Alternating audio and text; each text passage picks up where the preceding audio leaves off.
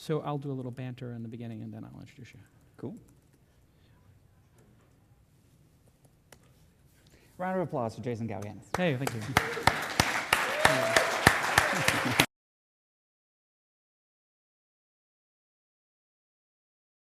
With this time, I go for mine. I get to shine. Now throw your hands up in the sky. I go for mine. I get to shine. Now throw your hands up in the sky.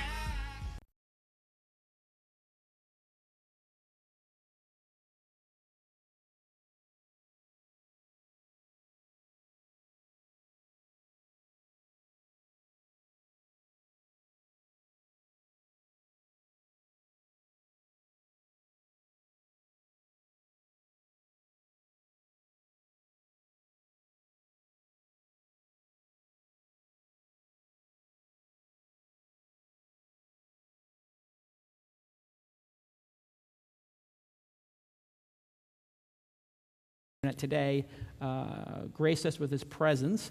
Thanks for being on the program, Matt. It's my pleasure. So let's take a look at the audience. We actually have a live audience here. There they are. Almost. Yes, there they are. That's a live audience. Whoa! And great. You'll all get a Tesla delivered to your house. So you're all set. People like the Tesla? Okay, very good. Beautiful. And to the people who are in the live chat room, you're going to get a Tesla too. So you can go ahead there and just feel free to tweet the URL, thisweekinstartups.com, and tell anybody who tunes in that they get a complimentary Tesla, courtesy of Jason and Matt. So Matt, wow, it's really hard to even know where to begin. You're 25 years old. You started WordPress, I think, in 2004 or 2003? End of 2003. Yeah. End of 2003. I met you long ago, and this little underdog kid who was building some open source software now has the 9th largest network in the world, or in the United States, according to Quantcast. How many people are coming to WordPress blogs today? I think our monthly uniques is around 220 million right now on Quantcast. Wow, 221 million. And to give people some perspective, that's bigger than the Wikipedia in the United States? Or just as big? Good question. I'm not sure exactly. I think it's right around that size. In the top 10 is Google, Facebook, Yahoo. I mean, Twitter, as an example, has 30 million people, I think, in the United States, maybe 40, something to that effect. A cool way to think about it is that in the United States, 1 in 3 people online visit a WordPress blog every month. A WordPress.com blog every month. That's extraordinary. So let's go back to how this all started. How did this all start? So it started, I was in Houston, Texas, and I started reading blogs. Like most bloggers often start reading blogs, and I really liked them. And I thought, I can do this. And I started with some software called Movable Type. Which was terrible. No, it was actually great. It was the best thing at the time. And I got a little frustrated, though, with having to wait for rebuilds and Perl scripts and CGI bins and all this geeky stuff. And I switched to software called B2, which was the predecessor to WordPress. I wasn't really a programmer or anything at the time. I built computers for like musicians in town and did just all sorts of random rinky-dink stuff. But I got really into the software. I started hacking around with it, modifying it, and eventually that became the WordPress project. When sort of the development of B2 stopped and then WordPress sprung out of that because we're both open source. What was the origin of B2 anyway? That was just some open source project? Just another content GPL, management system? Yeah, blogging system. And at the time, you were in college? Yes. Or I high was school? 19. So just in college, studying saxophone or something? Political science. Political science. I studied sax I went to Performing Arts High School, actually the same one Beyonce went to. And where? In Houston, Texas. In Houston, High school Texas. for the Performing and Visual Arts. Wow. Was Beyonce in your class? Nah, she's a little bit older than me. A little bit older than you, yeah. So you started the open source project that then replaces B2, and this thing starts to get steam when, 2004 or 2005? Wasn't there something, I'm trying to remember, but I think WordPress changed their pricing at some point, and, That's us. I'm sorry, movable type, I guess you get that a lot. The movable type, or typepad, all of a sudden changed their pricing. They changed the pricing for the servers or something, and then everybody was looking for a new server and you had just released it. Was that We or had is that sort of just the legendary part of it? It was a little bit of a tipping point for us. Yeah. So Movable Type was introducing a new version of the software that didn't, it was a developer release, so it didn't add any new features, but it did sometimes increase the cost significantly for people. And we were lucky to release our 1.0 version with a Movable Type importer about a week later. So very fortunate timing, right place, right time. Who would have thunk to include an importer? That was your idea, I take it? It worked out really well because in building the importer, we saw all the things that we had to build feature parity as well. So we had to implement the importer properly. We had to do all the features they had. Interesting. And just unpacking the sort of pricing mistake they made to enable a competitor that is now, I think, twice the size of them. What was their pricing mistake? Were they? I think they were charging. It was unlimited servers, and then you had a certain number of blogs you could do per server. Yeah, that was sort of the idea. The pivotal essay was by a guy named Mark Pilgrim, who still writes today. Dive into mark.com, and he wrote an essay called "Freedom Zero." And the idea was that for his particular use case, he would have gone from paying something like $50 to around $565. But his whole point was that he didn't care about the money. He said, the problem isn't that you're paying for software, because there's nothing wrong with paying for something that has good value. Of course that's the business of software, right? Yeah. But that the fact that it was a proprietary license, it could be changed. They can pull the rug out from you at any point. So he actually took the $565 he would have paid and donated it to the WordPress project and said, it's not the price that matters, it's the freedom. It's the fact that because this is open source and GPL, no one can ever take it from him. Right. And didn't at some point Movable Type then go open source, or no? Much, much later. Much later. So about a year and a half ago, I think, they decided to GPL their software as well. Huh. A year and a half later. And by No, that... a year and a half ago, so it would have been a year about and a 3 half years ago. later. Yeah. Oh, so they got the memo about 3 years later. And now at some point during this, you needed to raise money and turn this from an open source project into a business.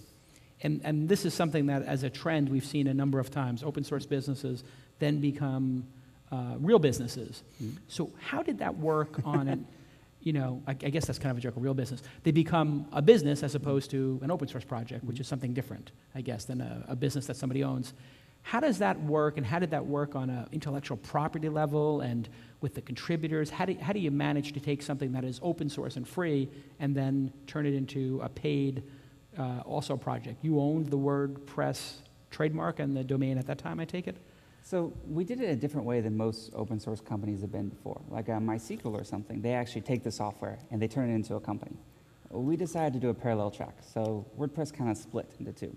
WordPress.org was, and still to this day, an independently owned, not owned by Automatic, independently run community site, right.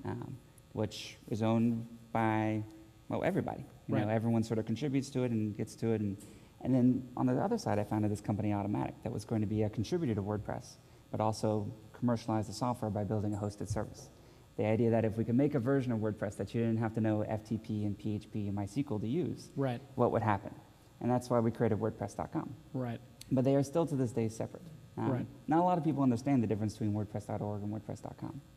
Right, and why would they? I mean, people just want to set up a blog, they go to WordPress, and for the people who want to customize it and fork it and turn it into something different, they have that option as well. So you understand it. I do. How did the venture capitalists that you eventually wound up raising a decent amount of money from, how did this discussion go with them, I wonder? Because this was early in the days of, an open source project becoming a for-profit thing. I mean, did they wrap their heads around this? What did they tell you to do? Like, was there any good stories of them telling you to just shut down the open source project? Oh, not at all. That was actually the best filter. The good filters were, at the time, I was 20, so not old enough to drink. So that filtered out a lot of people. And the other was that I was starting a technology company with no intellectual property, which is a little non-traditional. And so if anyone sort of pushed back too hard on those things, I knew that they probably weren't a good fit. So we ended up with some investors that understood and sort of believed in our model, which is somewhat non-traditional. And we did a small round at first, about $1 million. And who were the investors in that round? Polaris, sure. What is now True Ventures, and a smaller fund called Radar, which is some former Kleiner Perkin guys. Right. The idea that we were actually making money at that time, because we'd done some hosting partnerships and some other things that were making money.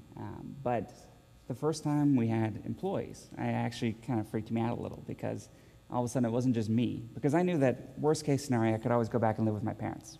You know, worst case scenario. It's not like you've got 3 kids and a mortgage and 2 cars. I'm an engineer. I can always make 80 grand working at some place. Something like I'd be okay. But now we had people with mortgages and kids and people going to college and all these other things.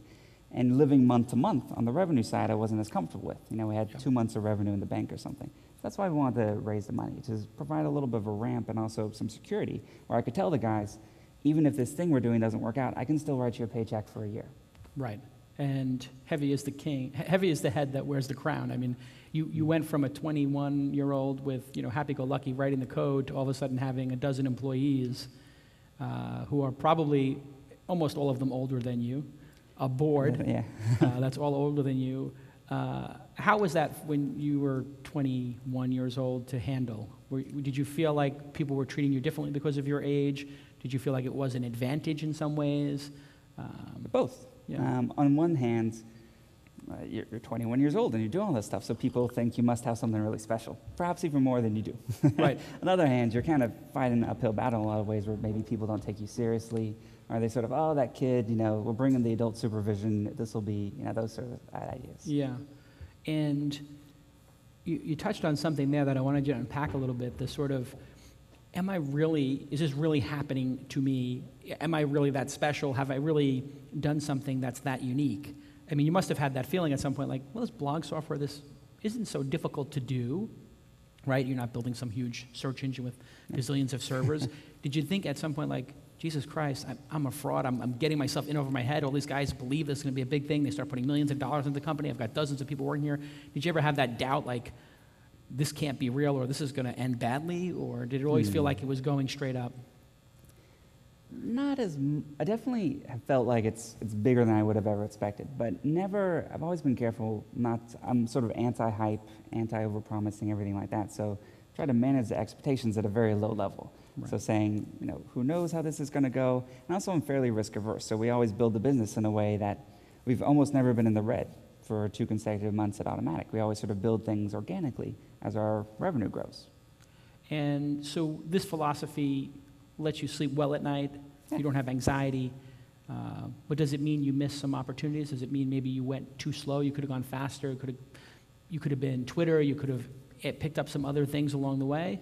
There is always the question of opportunity cost. Yeah. And I think that perhaps if the goal of the company was a certain exit in 2 years or something like that, or YouTube where, they actually started around the same time of us and had a very different trajectory to this day.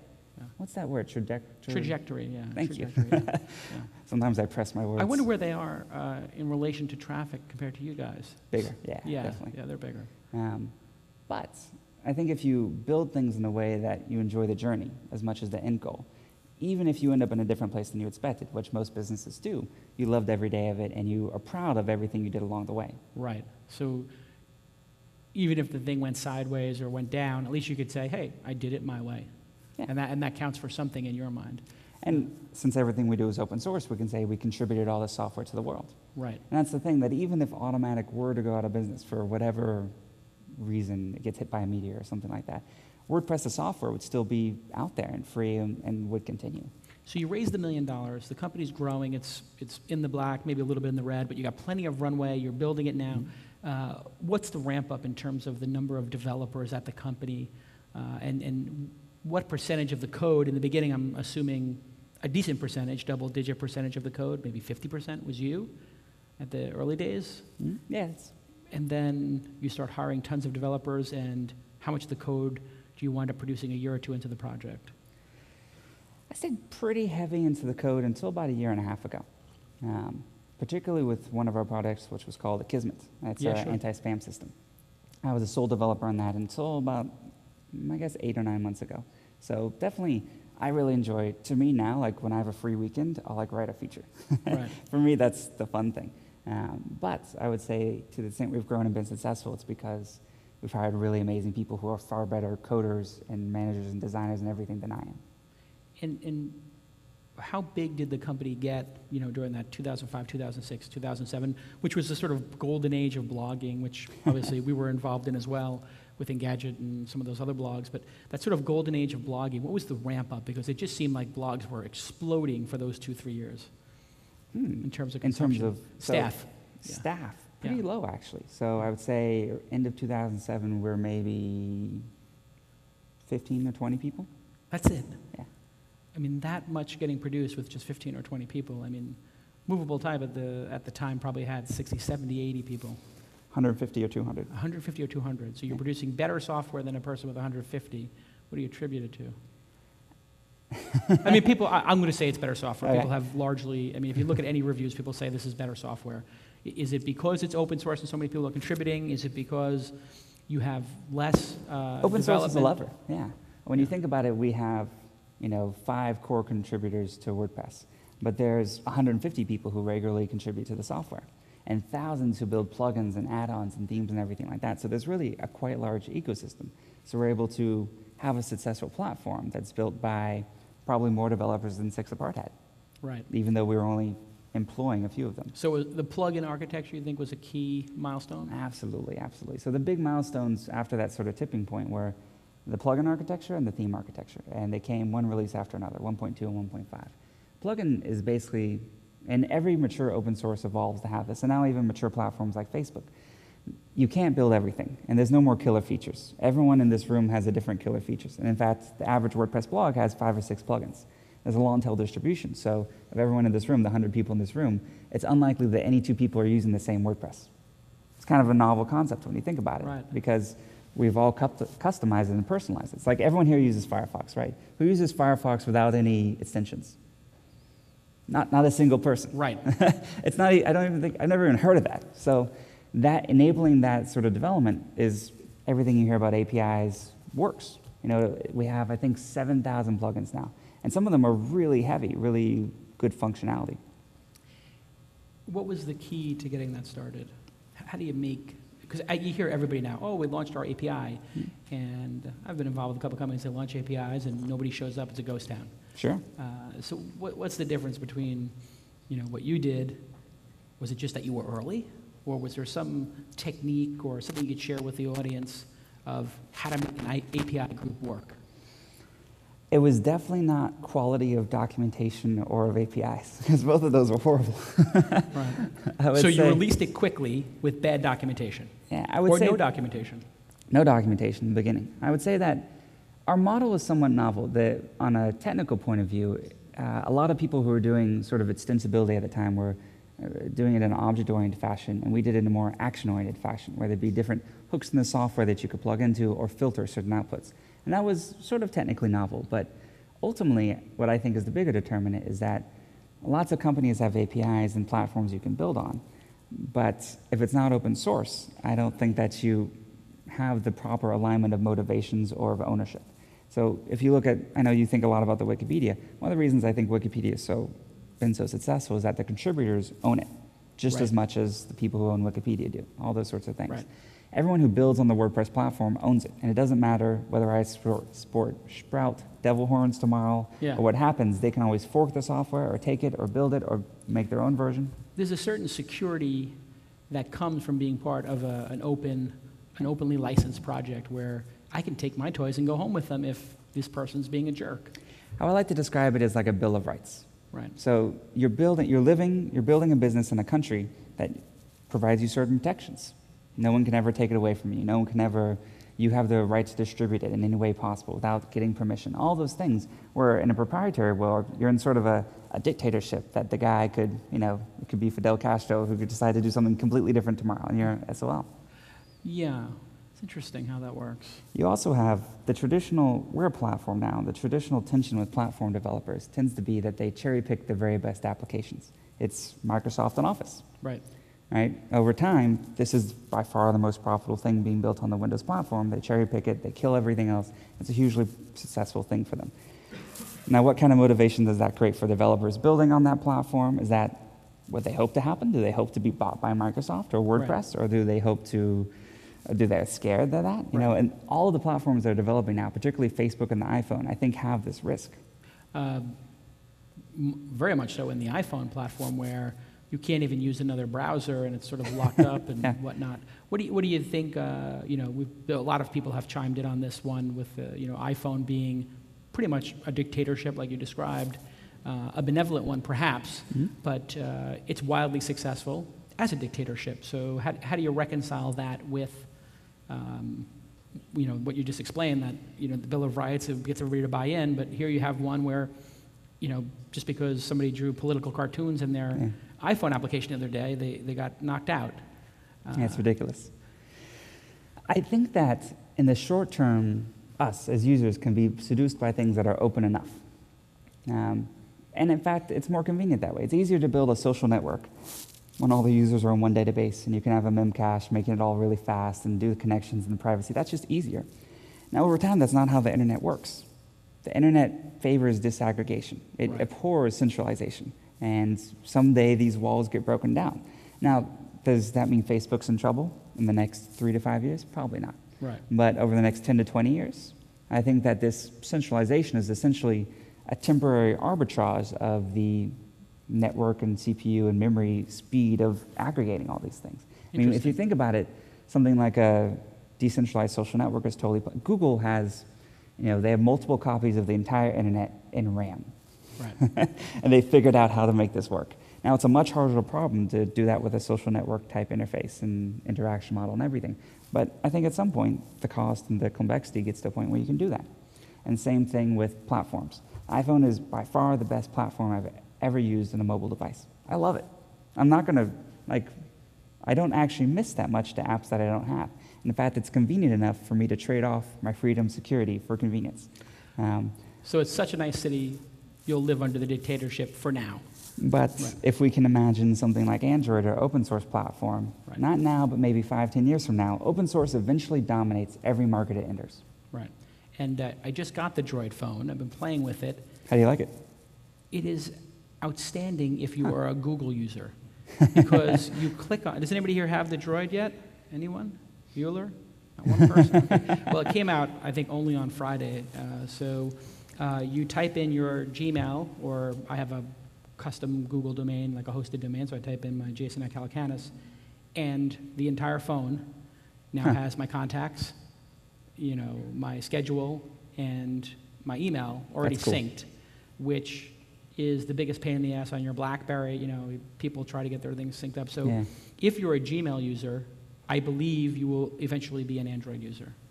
I don't see you, the masses, wanting to screw around with the iPhone. I mean, getting your G calendar to sync with your iPhone, not easy. Yeah. All this stuff is multiple steps. Although they have the new support, that's really good. If you add Google as an exchange server, everything works beautifully, like push sync, push everything. Right. So we'll see. I mean, I just think it's going to, and if you are into Google's applications, Maps, and whatnot, Reader, it just works beautifully. And the screen is really nice. And I think there'll be something about being able to go to a URL and load a piece of software that was built today without waiting for 6 weeks, without paying for it, and just having the URL, WordPress.com/Android and the update, app loads, and it's just as fast, Yeah, and you don't have to wait 6 weeks. I mean, it's sort of absurd. We live in a time when you have to wait 6 weeks to use a piece of software. 2009, really? It's very frustrating. I mean, we have a popular iPhone app, and it's a very frustrating development platform. Right. But they did include, to their credit, a monetization system to actually sell software. Does that exist in the WordPress world? You never created a centralized accounting system where I give WordPress my credit card and I can just start clicking on things and buying them for 99 cents. Did you ever think about that, or like a marketplace? Like a marketplace. It's definitely been something we've thought of. Definitely, lots of people make lots of money using WordPress. People sell themes. People sell all sorts of stuff. Hosting. As long as they comply, a ton from hosting. Right. As long as they comply with the GPL license, that's completely kosher. On WordPress.com, we have the opportunity, because we have such massive distribution there, to do something more marketplace-like. Because in theory, WordPress.com is not an open platform like WordPress. We write all the code and control all of it. So in theory, we have distribution opportunities there. I don't know if, I'm not completely comfortable with the incentives and sort of the rational, if all the actors in that scenario are acting rationally, I'm not comfortable with where that community ends up. It's different from today. It's when you shift things. Have you read the book Predictably Irrational? No. Dan Ariely? It's an excellent, excellent book. He talks in it, and there's a couple of books that talk about this, shifting from market norms, social norms to market norms. Right.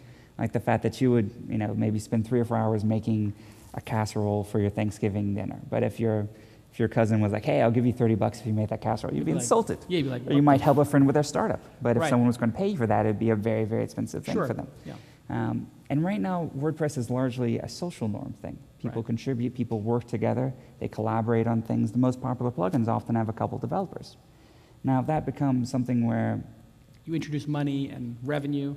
I think the incentives then become to work on something by yourself, or to farm out the work, or to pay people who Right. work on things, not because they love it, but because they're getting paid for it. So I guess the counter argument to that Apple would say is, we have 100,000 or whatever, million applications Yeah. now, whatever it is, and people are making millions of dollars, in some cases hundreds of thousands of dollars. These developers now are going to spend more time making better applications and supporting them because we have a revenue model. And so the balance, the trick I think that works for our ecosystem there is the open source license. On WordPress.com, technically things aren't required to be open source. But if we made that a requirement for things to be listed in that marketplace, I think it'd be interesting insofar as that anything that was developed for that commercial incentive, possibly making millions of dollars, would also be available to the community. Not just for people to get it for free, but more importantly, what I'm concerned about is every developer in the WordPress community started with someone else's plugin or someone else's theme, copy and pasted a bunch of code, and started hacking on it. Right. And eventually they end up with something that's 100% unique. But the ability to build on something, build on the shoulders of giants, is the source of the majority of the creativity in the open source world.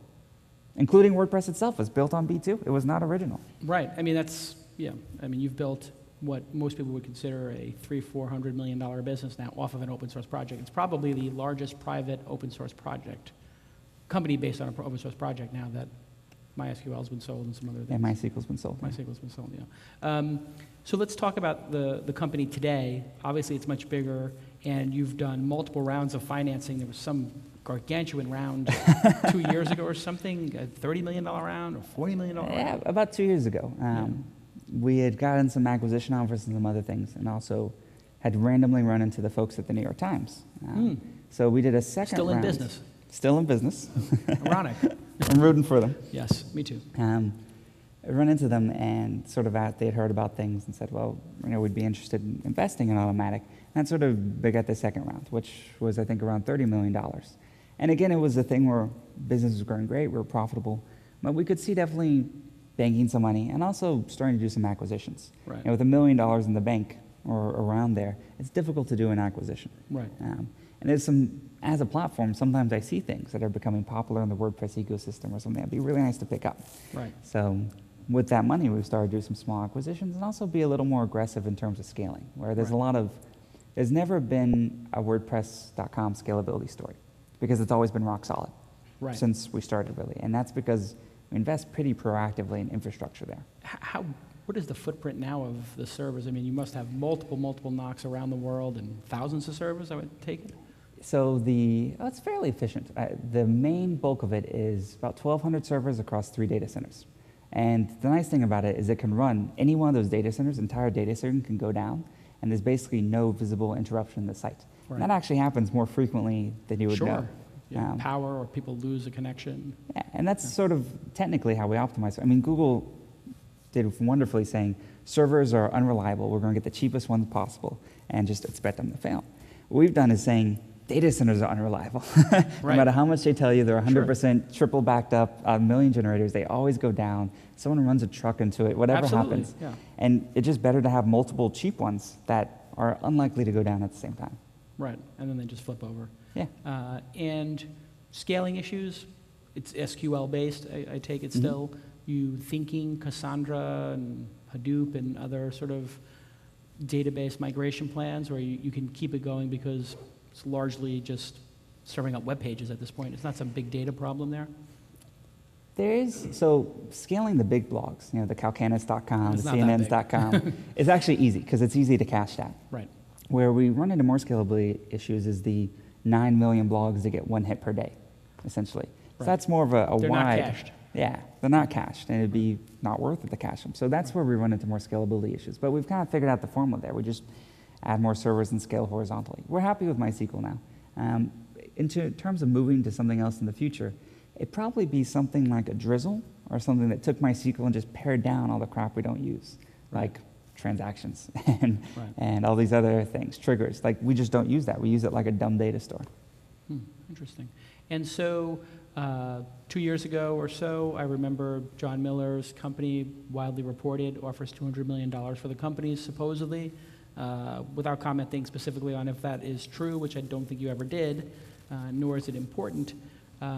This is an extraordinary amount of money for a 25-year-old to be faced with. You probably own at least a third of the company, I would have to guess.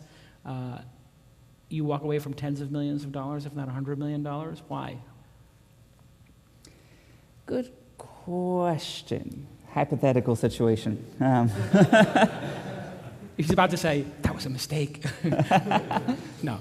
Clearly, Well, you've grown a lot since then, so it's clearly not a mistake. I remember talking to you at the time, actually, and you had given me some advice. And Take the money. me- Yeah. That was my Jason exact did, he said, advice. "Take the the money. Take the money. So there were a couple of things going through. I mean, any sort of offer like that, you have to seriously consider because it is big. I guess two big things to me, though, were I felt like the road ahead of us was longer than the road behind us. Thinking about it, I was so frustrated with all the things we hadn't done yet.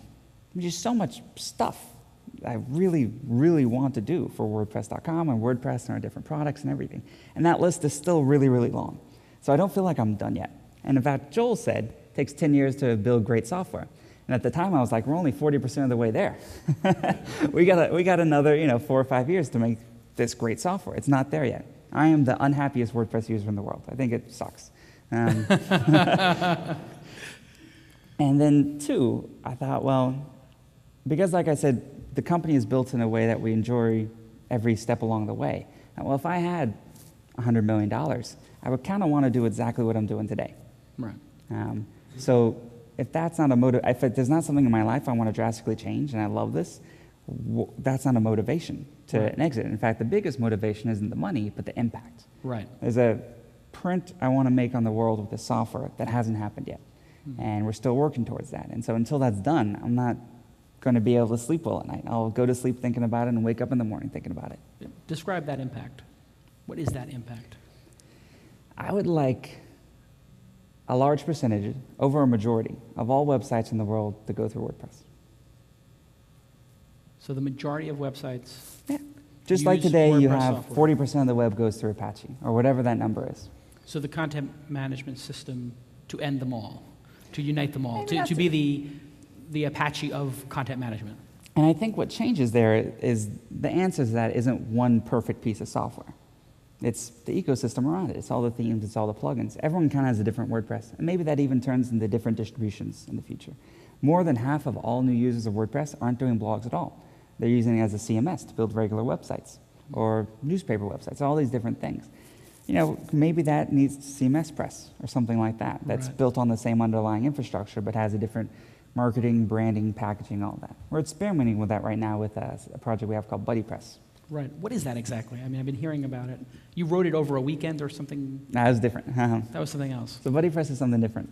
BuddyPress is essentially, from a user point of view, it's a social layer on top of WordPress that turns it into something not unlike a Facebook or Ning from an interface point of view and from a user point of view.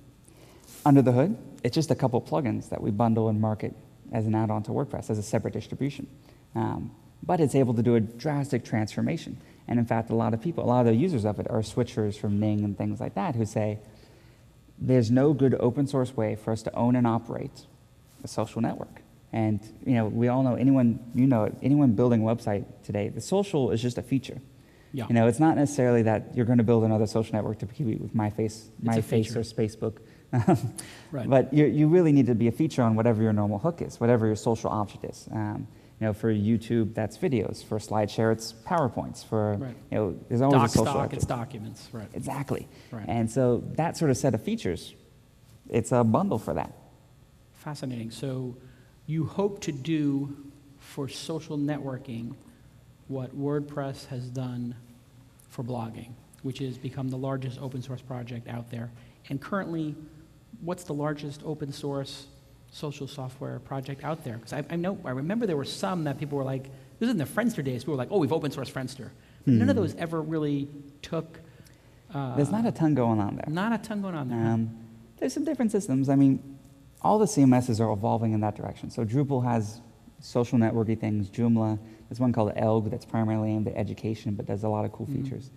And it's just that if we were able to be the WordPress of social networking, that would be a wild, wild success. Right now, it's just an experiment. We're seeing this is something that we need for some things. So we're building it with the community, we're building it in an open way. And a lot of other people are getting excited by it. Particularly, actually, universities has been a big early adopter of this, which was an early adopter of WordPress as well. Fascinating. You seem very excited about this. Are you actually coding part of this? Are you actually getting in there and architecting it? How involved are you in it? Nah, this has its own mats. It's a guy named Andy Peatling up in Vancouver who is leading that project just like I lead WordPress. He's both coding and in the day-to-day, but also sort of cultivating community of people involved in this. Another thing is that, have you seen GitHub? No. It's a beautiful, who's seen GitHub here? It's an amazing, amazing sort of social development platform. And so an interesting thing started happening when I noticed, well, Andy switched a BuddyPress website to be powered by BuddyPress, which is kind of a no-brainer, but we've never done it for WordPress, actually. WordPress.org is not powered by WordPress. BuddyPress.org is. And people started using the features of the software, the groups, the private messaging, all of that, to actually accelerate the development. And I was like, this thing is taken off on its own. Because we've done a couple of other things like BuddyPress, and none of them have been huge. But this is starting to get some really big momentum. And it was using the software itself to build it. And I thought that was pretty cool. Not unlike how the Wikipedia guys plan out and architect their software on the wiki. Yeah. Just like everything else. It's a great tool for building the tool. And I'm fascinated by the ideas of social development. So I think open source right now, I mean, since SourceForge or Google Code, there's really been nothing really innovative in terms of allowing people to do what open source is great at, which is I take your code, I fork it, I modify it, I release something new, I, play around with it, I merge it, I add plugins, all these types of things, which are beautiful. GitHub is the best example of this right now. I'd love to have that for the WordPress community. Fascinating. Entrepreneurs you respect most? Who do you look up to? Who do you go, that's who I want to be when I grow up? If I had to pick one, I'd say Jeff Bezos. Oh, really? Huge inspiration, because I feel like Amazon makes very long, very initially unpopular, and very smart bets. I agree 100%. Things like, well, allowing other people to sell stuff on the store. Yeah, everything they get panned for. Amazon Web Services, the Kindle. Almost universally, everything they do in the beginning is like their stock takes a dip, everything like that. Right. 2 years later, everyone's like, oh, of course. Yeah. They were genius. And he doesn't care. It just seems like he's like, I'm just going to do this, and eventually you'll understand. But when he did the allowing other stores to be on Amazon, people said, this guy's an idiot. Yeah. When he allowed them to use his shipping and fulfillment, they said, well, that's what actually makes Amazon Amazon. When he said, I'm going to share our hosting service. It's ridiculous. Computing. It's ludicrous. You sell books. You don't make computing. It's kind of embarrassing that he, don't you think, had to be the one who made cloud computing work. I mean, shouldn't that have been IBM or Microsoft? That should have been Google or Yahoo. Or Yahoo. It should have been Yahoo, in my opinion. Yeah, I mean, the guy who sells books is going to make the cloud storage system work. It's really embarrassing for Yahoo, and for Jerry Yang, and for Larry and Sergey and these guys. And particularly, so if I could have run Yahoo 5 years ago, right. What I would have done was open source a platform as soon as possible, because they were doing a lot of interesting acquisitions. Oh, yes. Flickr, Delicious, all these sorts of different things. The best. And in theory, these things could be the Twitters and the Facebooks of today. Right. But the problem with all these acquisitions is and we have the same problem, the integration costs. You need to get them on your scalable platform, because you figured out the big database, the Hadoops, the everything like that. Redundancy. It's really smart. If you're a big company that's going to be acquiring a lot of little guys, get them building on your platform before you buy them. Right. So now, if I'm building on what's it called? Google App Apps. Engine. Yeah. Google App Engine, and Google buys me, I imagine they just like flip a switch internally, and all of a sudden I'm running on the Google servers and not paying for it anymore. Yeah. Now you're free. Instantly scalable. Yeah. That's beautiful. Yeah. And you don't have these 1 to 3 year integration costs where the service just dies. I mean, Flickr had no new features for like 2.5 years. If I was running Yahoo, I would have taken the people who made Flickr and Delicious and put them in charge of creating a social network and a video service and all these great things. And what do? They chased the smartest brains out of the place, who all wrote these scathing goodbye letters. I mean, it's just unbelievable that it was never a product-centric company. And if you look at the great companies, WordPress included, or Twitter, or Facebook, or Jeff Bezos, these are product-centric people. And when you put a Hollywood guy or a businesswoman, and not a product person in charge of an internet company, I don't think you can compete. Yeah. Because you're so close to losing your entire audience to whatever the next thing is if you don't innovate. The competition is a click away on the internet. Google always says that. Yeah. I think I'm rereading a book right now called The Halo Effect, which is really good. I'd recommend it. And it's sort of, there's a good chapter where it follows Cisco and the press coverage of Cisco through it becoming a $500 billion most valuable company in the world for 2 weeks and it was kind of funny how the exact same things they were doing, like their acquisition strategy. They acquired a huge number of companies, like 92 companies. When they were doing well, people said, it's hugely smart. They don't have a religion about having to build everything. They get the smartest folks and bring them in. When they started doing badly, from a stock point of view, people said, oh, they're unfocused. They buy too much stuff. They're not good at integration. So I wonder how much of what we look at from Yahoo now, in hindsight, with the benefit, how much of what we were praising them for eventually became their downfall, like Yahoo branding everything. This is something I think about a lot because on one hand, you have this sort of idea of, it's kind of a Yahoo or Google model where you have like Yahoo Astrology, Yahoo Mail, Yahoo Autos, Yahoo everything. On the other hand, you have a multi-brand model, sort of like a CNET or a IAC, a Weblogs Inc. Of course. Where you build strong independent brands. And in fact, some of the best acquisitions by these guys, Google Video versus YouTube, Flickr, were strong independent brands on their own. But then how do people... Why is that? Why is it that the independent brand, not saddled by the mothership's logo and baggage, why is it that a Flickr can do for photos even what Picasso or Google Photos or Yahoo Photos couldn't? What is it? I think part of it's legacy perception. I feel almost like brands develop sort of, what's the word for things that grow into barnacles? Like they sort of accumulate a bunch of junk along the way. Right. And I would talk to friends who said, oh, Yahoo, that's for old people. Right. So Yahoo Photos could be the most innovative product in the world. If they think it's for old people, they're not going to use it. Right. And I think spell it wrong. Yeah. It's for young people. Anything that's successful develops that risk. And it's very tempting for us to launch something as like WordPress polls, right? Versus a poll daddy, which it's currently called. Right. So I struggle with that. Like, what should we sub-brand under WordPress, and what should we try to make into its own independent entity? But then, at the same time, we struggle with the same thing that CNET or IAC does, where people don't realize that there's one company behind Gravatar, Intense Debate, Poll Daddy, WordPress.com, Kismet, all these different things we do. We have a lot of different brands that have positive associations, but people don't realize it's the same thing. Right. And then you run into technical issues, like how do we integrate the logins between those? They are integrated, but do people realize that? Are they surprised when their Gravatar is the same as their WordPress.com? Right.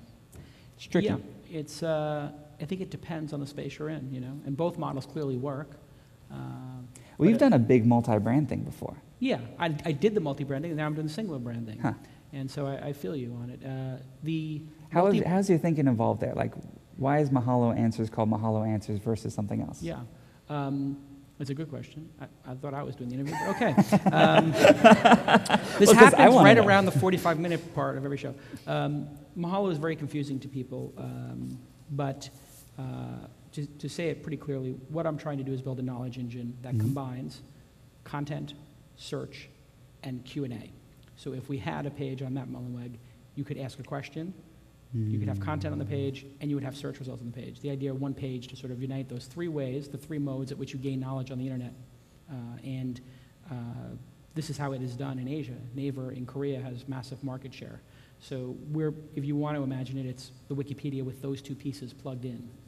If the Wikipedia had Yahoo Answers plugged in and search results below it, that would be a pretty cool feature. It's kind of killer. What's that? Be killer. Yes, and thank you. And if the person, God, I've been waiting for somebody to say that. And if somebody were to type a question in there, if that question went to the editors of that page, well, they would be the most intelligent people to answer it. And if those people looked at the search results and said, gosh, really Matt Mullenweg's blog should be higher up, and this article from Fast Company is a really good one that's not even in the search result, that'd be powerful too. But I made some critical mistakes in terms of design when I started the company, because I went search with a little bit of content. Now, in the new design that comes out on Saturday, it's going to be content with a little Q&A and search lower. And that people understand it. But I mean, we hit 12.6 million uniques last month, so. And you seem pretty plugged into the Korean internet community. How much do you Korea, think they're Japan, a leader for us? China. And how much is it just a different society and culture and everything that's not going to happen here? Like, what's the one that tried to move over here? They opened offices in San Francisco. Yeah, they... Virtual rooms. What was it called? Cyworld. Cyworld, yeah. Cyworld, yeah. There are things unique to their culture, like doing things as a group as opposed to individuals, which you've probably heard of. Like individualism here in the United States is very, cowboys, whatever. And then there's sort of a very group think over there, so they like to do things as a group. So groups and they have a thing called cafes, which are basically like Google groups, and blogs are much more social. People do things together. And that's why Q&A, people asking questions, people ask questions that they know the answer to, or that they could easily look up. So why do they ask the question? Well, because they want to talk about it. So people will look and say, why is somebody asking this question about WordPress or something, when they could look up the answer? And people say, go look it up in Google. Well, the truth is they actually want to have a discussion about it, because it's, I could just have you answer 5 questions on a piece of paper, but it's more interesting to have a conversation, isn't it? So that's what it's about. It's about sort of exploring knowledge through a conversation. And that's how they look at knowledge there. But and their design aesthetic is very different, incredibly dense. And I went for that, and it didn't work in the United States. So now I'm sort of, when the new homepage comes out, it'll be easier to explain the idea. I don't know if this is true or not, but someone told me recently that on social networks in Japan, one of the primary fields, like people don't do their real name or picture, but they always put their blood type. That's interesting. And I was like, wow, apparently blood type, there's some sort of thing where your blood type maps onto a personality type. And this is like one of the first things, like everyone knows all their friends' blood types. Bizarre. I know, so I don't even know my own blood type. I thought, like, that's kind of fascinating. Like, on the island and seeing how this society developed and this culture developed, is that's like a thing. Interestingly, when you go over there, last time I was in Japan, Tyler and I were looking at people on the subway and what they were doing on their phones. They were all in news, Yahoo News, or social networks. And there are 3 social networks over there, Mixi, Gree, and a couple of others. 3 of them are publicly traded, billion-dollar market caps, hundreds of millions to billions of dollars in revenue. You know what the revenue is from? Virtual goods? Virtual currency. Yeah, virtual goods, virtual currency, people buying fishing poles, people sending people flowers, people paying for little nano features.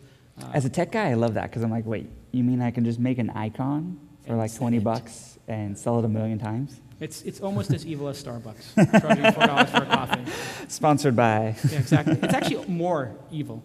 You'd be like if Starbucks was like, here, see this virtual cup of coffee, $4. This has been a fascinating discussion, and I thank you for being so honest. I'd like to bring Joel up because I think we should start taking some Q&A. Joel, you mind coming up? Sure. Woohoo! Big round of applause for Joel. So, to all the folks in the audience, you can, of course, ask a question using the twist hashtag, and I will be looking them up here. Okay. If it seems like I'm checking my email, it's probably the case, but I may also be looking on the twist hashtag for questions. You've listened to the interview. You've been coding software since 1957 when you got your PhD. You have this 1857, which was when we were in graduate school together. Yep. And you see Matt like here. Like the Benjamin Button of. Yeah, exactly. You see Matt here at 25 years old, leading one of the most important open source projects out there, and tremendous success. I have clothes older than Matt. Exactly. Am I on here? Yeah, you're on. I'm wearing. I have clothes I'm wearing. Right now. What were your thoughts on his story and what he's accomplished? I think it's awesome. I mean, one of the things that continuously astonishes me is how many of the great things that get built out there get built by people that don't know anything about what we did. And the idiots like me, at the time we were building WordPress, I was writing these blog posts about how blogging was going to happen on the desktop, and we needed a desktop application to do this because that's where the City Desk. Yeah. And we made one, and I was wrong. So, and partially that was, and I had a really good logical argument. Somebody could probably find that on my blog, although I try to bury it.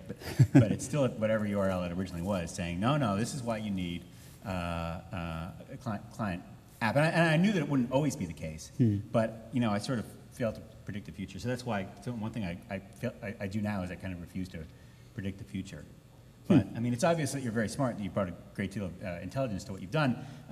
But it's also the case that sometimes what succeeds is just a particular permutation that happens to be the exact right permutation. Yep. If you look a little bit deeper, you'll find everybody else doing every other possible permutation in that space. Whether it's Twitter, I mean, you could probably, make a scale of every blogging tool from Twitter to Facebook, if you call those blogging tools, and exactly how they did it and who subscribed and IRC and all those things are all on a particular model.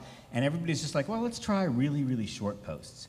Let's try really, really long posts. And then some of those things sort of survive and some of them kind of It's kind of a beautiful Darwinian process. And it's like the Precambrian area, right? With like just a million different things thriving, and only a few of them are going to. And actually, if it makes you feel better, it's come full circle, because I think one of the mistakes I've made is thinking everything happens on the web. Yeah. And as Twitter has shown, having a really clean, simple API and just having a million different interfaces to your product is, I think, actually the future. I don't think, just like there's no universal software anymore that's right for anyone, I'm starting to think there's perhaps no universal interface. Yeah. That there's perhaps Yes. for some people it's posting by email 100% of the time. Which and perhaps is the discussions we've been having, Yep. because I've been using Postgres, which is a cool little new software, and I've been like, I want to post to every single service possible this photo of my dogs from my BlackBerry, and I like to write blog posts on my BlackBerry. And you're like, you're a freak, you're 1% of the audience. Yeah. Actually, I don't think so. So actually, I think that's really cool, and we're building. But Well, I think that's the adoption rate. Like, it comes from how much, and it definitely helped Twitter that they had so many different clients. It improved the adoption rate, and part of that is because of the way people learn. Yeah. And Kathy Sierra was here at this conference yesterday, and she talked about, and I actually asked her specifically, this is offline, but you'll hear that on my podcast, Stack Overflow podcast next week.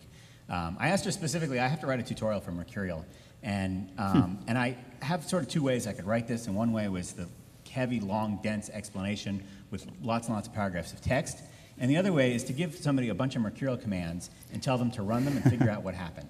So like one page, run these commands, figure out what happened. Two very, very different ways of teaching the same thing. And I asked Kathy, because she's all about teaching people. And she said, both. You have to do both. There's no question that you have to do both. different people learn different ways. Yeah, and you have to give everybody both ways and let them pick. Yeah, one of our guys in the company is we have a new trash feature. So it's basically, you can't delete anything permanently. It only goes in the trash. There's an undo for everything in WordPress now, which is really hard, harder than I thought. But one of the things is that now you can press any button at any part of the dashboard, and it's not a big deal. There's nothing you can permanently break. Cool. That you can't, with another button, fix. And so if you could just tell people, Can you just send click emails around. to your mom saying, Well, yeah, it's like the XKCD comic. Did you see that? Where it's like, I don't actually know every single program in the world. Here's what I do. I click on the menus. I read them. Right. I click on help. I search. I Google. This is how I fix every tech problem you have. Right. So question from the audience, Lol Ahi, not this audience, the online audience, says, and we can pull it up on screen if my laptop works, maybe. There you go. Lol Ahi says, does Matt have any thoughts on Squarespace or other competitors like Postgres or Tumblr, which I brought up? What do you think? I would also like to say to Lowell that that's a very cool watch. It is he a had nice watch. as his avatar it's a there. good watch. I like watches. So I use every possible competitor to WordPress regularly. I find it utterly fascinating because sometimes you just have, some of it's like, for example, our sign-up process. We did that like 4.5 years ago, and honestly really haven't looked at it since. And so I like signing up for new services and see how they do the email confirmation. Maybe like Pushers, they don't do it at all. Right. Maybe you just send an email and that's the whole creation Now, of it. so or how maybe, do they do that? Are they looking at the header information and know your client? Because then I did it on my BlackBerry and it made me verify again. So they must be looking at some unique identifier or some combination of things in your email. So basically, it's easy to spoof email, so you have a danger there. But they do some unpublished tricks to try and make sure it's still you. And what do you think it is? Well, telling you, they look at headers at certain ways. Yeah, that's what I and that's why they make you do the response, the double opt-in, because then they can see like what are their main mail servers for this, and does it correspond with the MX servers for this domain, and then map that together. There's Simple a lot stuff, of tricks you can sure. do. That's what I figured it was something. Here's an interesting comment from Christopher Bowes, who says, he should be put it here on the probably, screen. yeah. Did Spolsky just admit he was wrong? There must be something wrong with my internet connection. I had to pull that one up. You guys can ask questions too by going to, we don't have a microphone, so I guess, how can they ask questions? Are we out of microphones? Is that the... Yeah, that's Joel's was supposed to be. I'll go out there. and You I'll wanna get do the some Phil questions. Donahue thing? Yeah, I'm going to do the Be Phil the Donahue. MC. Phil You gotta Donahue. run in Okay, there. here comes Phil Like- Donahue. I Tyler, probably won't be perhaps on, we can use this camera to put Camera. these poor people on the interwebs. And Who's got a if you have a question? question, Somebody raise your hand, state your name, your company, give a plug for yourself. Everybody's got a million questions, I know. Here's the first one. Well, the question is to any one of you, but what do you do to hire real good talent, especially early on when it's hard to pay them a lot of money? Okay, great question. How do you hire great talent, Matt Mullenweg? So we hire very, very slowly. Even today, we're just 50 people. Part of that is that I still do 100% of the hiring, and I'm very, very, very picky.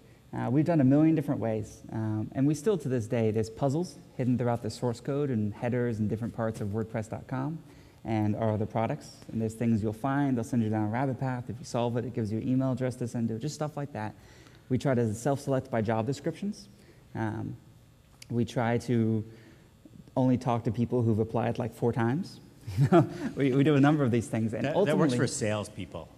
No, it works great for everyone. You apply 4 times, and then you got to call 6 times to get the offer letter after the interview. The best possible, the only one of those I would recommend universally or without reservation as working for normal people, not just us. Oh, and another thing is a lot of people contribute to WordPress. So out of that, we started doing things where if there's a new person, we'll often work with them on a contract basis before hiring them full time. And it's not like spec where we pay them. We pay the rate, everything like that. We just try to pick like a 2 to 3 week process that they can mostly own, something self-contained. They do. This works best for engineers. Doesn't work at all for like business people or marketing or something like that. But for engineers, you can say, write a WordPress plugin or something like that and pay them for it and have it something you want to do anyway and see how just working together is. Because there's no replacement for just working with someone. And because there might be great people who pass every single test and figure every puzzle we do and everything like that, but they just don't work well with our environment, which is 100% distributed, 100% virtual, or open source, or PHP, or whatever. And we need to figure out that mutual compatibility. Joel, you have thoughts on hiring? I know you've All written. kinds. Well, let me ask you one question, Jonathan. What is your problem getting people that want to work for you in the first place, or is your problem selecting them once you found them? That's a good question. I think the biggest problem is because I'm an engineer myself and partners I work with are engineers, we want to work with good, qualified, experienced people because we know it takes a while to learn how to do this type of work well. And our budget is limited because we're bootstrapping the business. We don't want to ask for money. And it's hard to offer stock in something that's just starting out or things like that. And the question is, how can you make the offer enticing? How can you, get the good people to say, I'm willing to take this plunge and move away from a plush office to a startup environment? So I found that's actually kind of all about the risk-reward scenario. The people that are going to move into a startups are actually looking to increase the amount of risk, but also increase the amount of reward.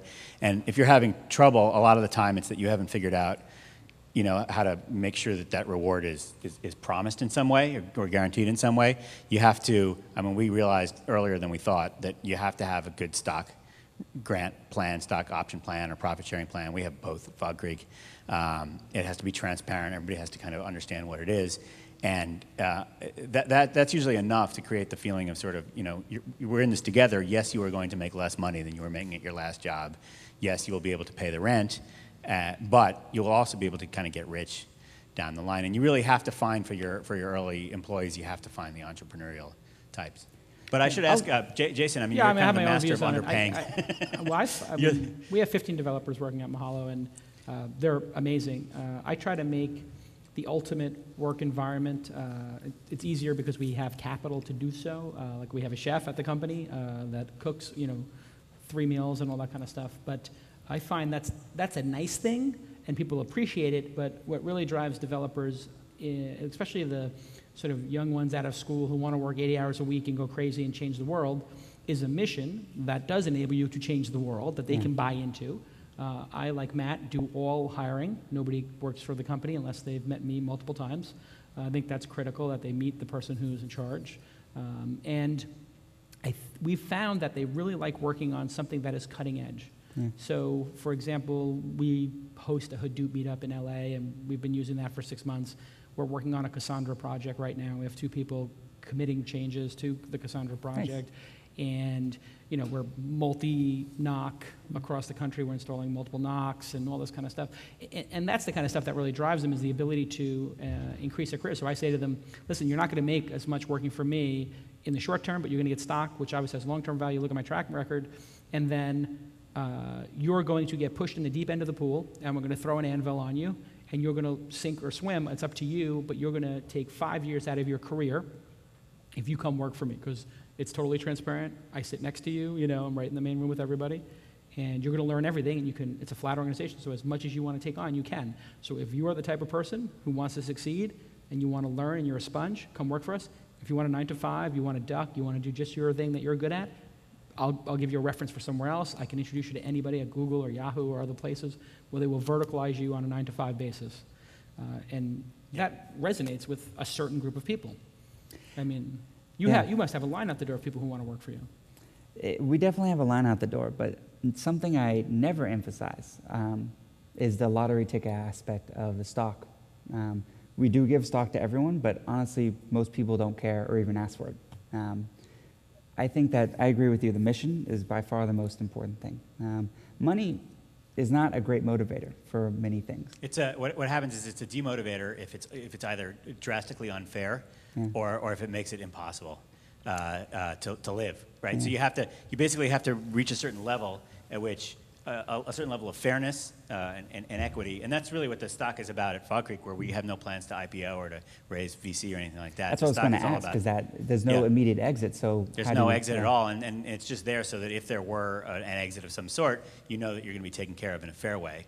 But it's almost an insurance policy, and where we really give people the reward for the success of the company is in profit sharing, basically dividing up the profit among the employees. As you described it, so like you said, insurance policy, it's almost like you're going to have this amazing job, hopefully forever. But if the job ever goes away because we sell to a company that's probably going to screw it up, you'll hopefully get some money that compensates you for...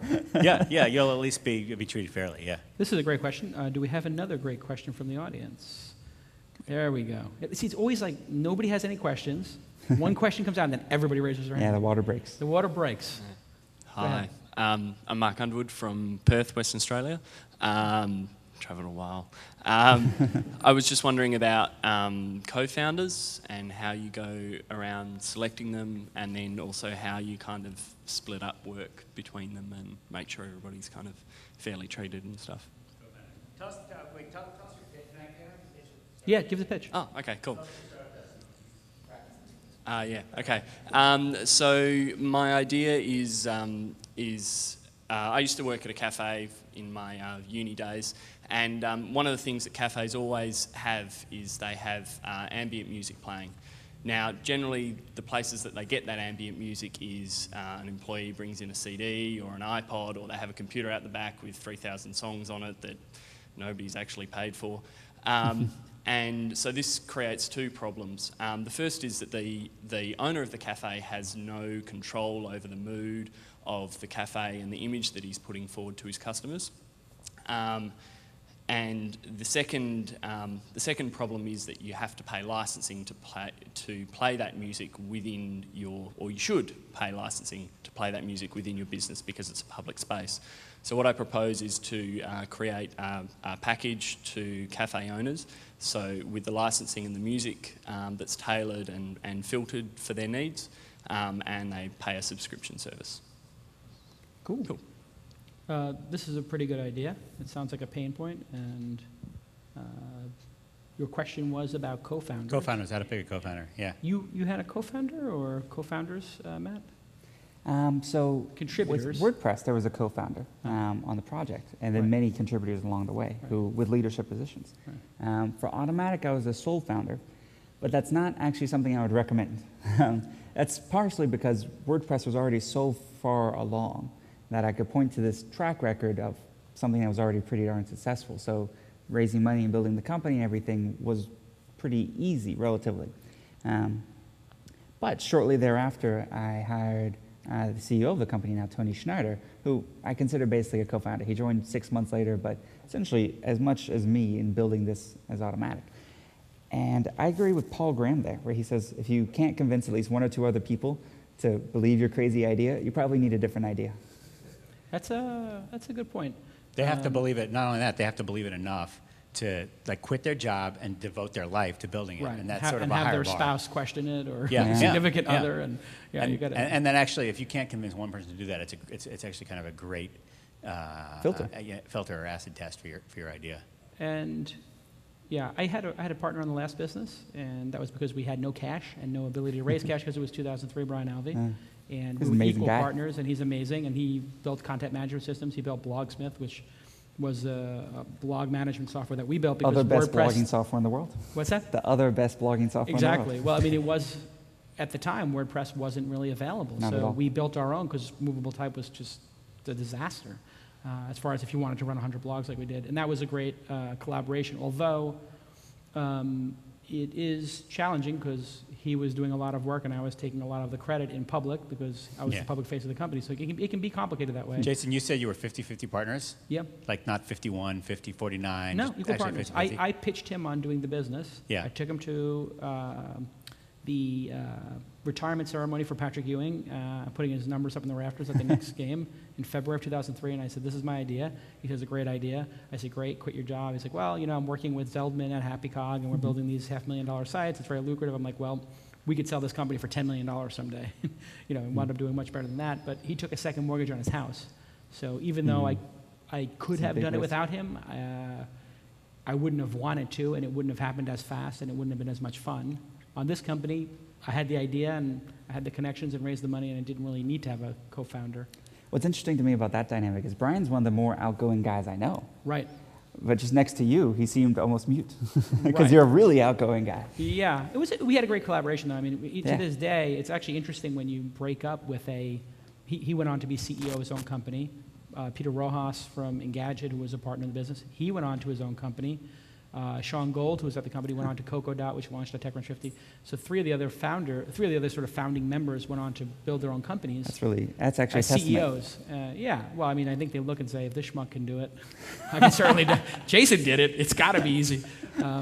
But it was actually, doing Mahalo without Brian was actually, in some ways, in the first year, I think, it was a little depressing for me because it was like, it's not as much fun without Brian here. And I begged him to come do it with me, and he didn't. He wanted to do his own. So what can I do? It's... As an entrepreneur, it's hard to argue with that when someone wants to build. Yeah, what am I supposed to do? Like, you have another vision, I have my vision. It's like, you want to live in Paris, and I want to live in New York. We got to break up. Yeah. It was heartbreaking. There's always that issue of the 50-50 split, Yeah. though, which is why I want to keep coming yeah, back to sure. it. So actually, Michael, that's the co-founder of Fog Creek over there, Michael Yeah. Pryor. Hey. And we're just 50-50 partners. I'm 50-50 partners with Jeff Atwood on Stack Overflow. And I really like the 50-50 model, even though every single book about starting a company says you got to have somebody in charge. Yeah. It's, Well, just because you're avoid- 50-50 partners doesn't mean there's not a CEO. That's true. Right. I mean, you have to have a lot of respect for each other, and there were times when I think I was very aware of this because I had the CEO title. So I went out of my way to just talk over every decision with Brian, and he'd be like, just do it, whatever you think's best. I got code I got to write, And so if you have mutual respect for each other, it doesn't wind up being an issue. Where the 51-49 comes in handy is when you start suing each other, So yeah, certainly if you think it's going to end up in suing, get that extra 2% Well, maybe the and sue your 50-50 makes partner. that impossible. I mean, the 50-50 makes you say, I have no choice but to work this out somehow. I mean, you It's have to have a reasonable mutual person. assured destruction. Yeah. If you guys can't get along, the business implodes. You have to start over. Yeah. This is a good thing in some ways. And you have to pick your partners like you pick a spouse. Absolutely. I mean, you have to really enjoy spending a lot of time with them because you will spend more time with them than you will with your husband or wife. And good times and in bad. And there will be bad times. I mean, there were times when the servers were down on Engadget, and money was tight, and we were losing bloggers, and he had a second mortgage, and his wife wasn't happy, and my fiance wasn't happy. I mean, it got dark for a couple of months there, but we powered through it. That's something I really appreciate you talking about. I think it was on your email list, on the Yeah. Jason list, where you talked about sometimes being an entrepreneur is really depressing. Yeah. And no one really talks about that. There's always, you read Inc. magazine or something, it's the success. Yeah, It's all the right. people who've made it. And and they just want to talk about the good parts, like how big you are. You're 220 million now. It's fantastic. That's but all they there's times remember when is it's the really good well. parts. Yeah. And Thankfully, it that's all you remember is the good things. Hopefully. Hopefully, yeah. Well, I mean, it is an incredibly lonely job sometimes because if you have to, like you were saying before, you're responsible for all these people, even though you're not. I mean, they can go out and get another job, but you feel that still. And if it's not going well, it's not like working at Microsoft or Google or Yahoo where you're like, hey, this isn't going well. It's because of my stupid boss. There's nobody to blame. The buck stops with you. Yeah. So if it's not going well, Well, it is your it's stupid you. boss, but that is you. Yeah, WordPress is sucking. Guess who's responsible? Matt is. That's it. Which is in some ways freeing and liberating, and in other ways terrifying and depressing. So I think But- resiliency is the #1 factor for entrepreneurs. It's something I learned, though, when I moved to San Francisco. I worked at CNET for a year. And one of the things I learned was that if I'm on the Titanic, I want to be steering. Right, exactly. You know, I don't mind if something fails, but at least I wanted to be I because want to of hit the something I iceberg did. myself. Not someone four I remember floors when you above me. came to go work at CNET, and I just thought to myself, what the fuck is this kid doing? He's brilliant. He should not be working for CNET. I mean, a lot of people told you that. Like, what are you doing? But you needed to make a payday or something? No, it was just, I actually really, I appreciate my time at CNET a lot because I learned a ton there. Because they built the original web content management systems. Vignette. Too. Vignette was spun out of there, everything. And so them adopting WordPress and working with WordPress and seeing all their internal systems and everything, I think it influenced me a lot in terms of where WordPress grew, and perhaps part of the reason why now, like Wired.com just switched their entire web presence over to be WordPress powered, the entire website. That's And pretty if awesome. maybe if I hadn't been at CNET, we would have never evolved the software in that direction. Interesting. Do you know what the first business model was for Vignette, how they charged? Mm-mm. Do you know, Joel? $100,000. They charged a CPM. So if your website, you paid like 25 cents or $1 for every 1,000 page views. So basically, the more successful you are, the more you pay to them. It's fairly brilliant, and they went public on that model. And that's actually, I think that's a good early model. Look at ad networks. Work that way right now. Double click, you pay a CPM. These other people, you pay Unless a CPM. you use OpenX and you get a flat rate. And now OpenX is disrupting that marketplace, just Yeah, I mean, like I met other with the- content management I met with the systems. DoubleClick people, and I'm like, how on earth does this make sense for me to guarantee you all this money for this many years when I could just install OpenX for free? And they're like, well, you know, all the ad buyers like to use this software. And I'm like, you know, whenever anybody wants you to sign a contract that says you can't get out of it for X number of years, and there's all these minimums, Yep. that's like a bully. And I'm like, really? This is Google? Like, I thought Google was supposed to not be a bully, you know? But I think the DoubleClick guys have that bully mentality. And so they're just like getting used to, and I told them that like in the meeting, I was like, you're at Google, you're not supposed to be evil. Like, lock-in contracts are evil. What's the story? And they're like, we're from DoubleClick. It's the same thing. I saw you're going through a CDN thing right now. Oh, the CD, I mean, I can't even Biggest tell you mis- what a disaster Akamai is. I don't know if there's anybody from Akamai? No. We get a quote from Akamai. I mean, we push a lot of traffic. And Yeah. they give us a quote. We're like, not so bad, but whatever, let's go back to them. We go back to them. The guy goes, oh, yeah, that quote's expired. I'm like, what? He's like, yeah, that was like 60 days ago. I feel like I was dealing with Tony Soprano. This contract is not so much for you. I got another one you're going to like better. You signed this one. And so then I was just like, fuck this. Boom, right on Twitter. I was like, Akamai equals fail, worst salespeople ever, boom. And you know what? Nobody emails me back. You know what's funny is that the worst mistakes we've made from a business point of view that have cost us real money, sometimes hundreds of thousands of dollars, have been long-term contracts. I won't sign Once with CDNs, once with server providers, once with different things like that. And it's funny, the best people we've ever worked with are comfortable with month-to-month because they Sure. are like, we have a really amazing service. And if we don't, we want you to be able to switch away. Yeah. And so that fear allowing you to leave makes you want to stay. In fact, Yeah. we've probably given our month-to-month guys more leeway than we gave the 2-year contract guys. Because I was like, when the first thing went wrong with the 2-year contract guys, I'm like, I got 18 more months of this? No, I Right. can't It's like deal when with you this. got like a hot girlfriend and she's like, listen, if you can find something better, go ahead. You know, like I'm not, you know, doesn't matter to me. But all my guys. Wait, how's that like? Anyway, some Roosevelt story thing. I make every contract 30-day out. Every single one. I refuse to sign one. I haven't signed one for Mahalo. Not one. And man, people bitch and moan, and then they cave. Yeah. And I cross out whatever their thing is, and I just put 30-day cancellation mutual. And they're like, what does that mean? I'm like, it means if you want to leave, you can leave too. I don't want you to keep me as a client if you don't like me, if I'm a jerk. And then that's your perfect ammunition. And you're absolutely right. The people who want you to sign those as an entrepreneur have bad products that they know you're going to want to get out of 6 months later, so therefore they give you a 2-year contract.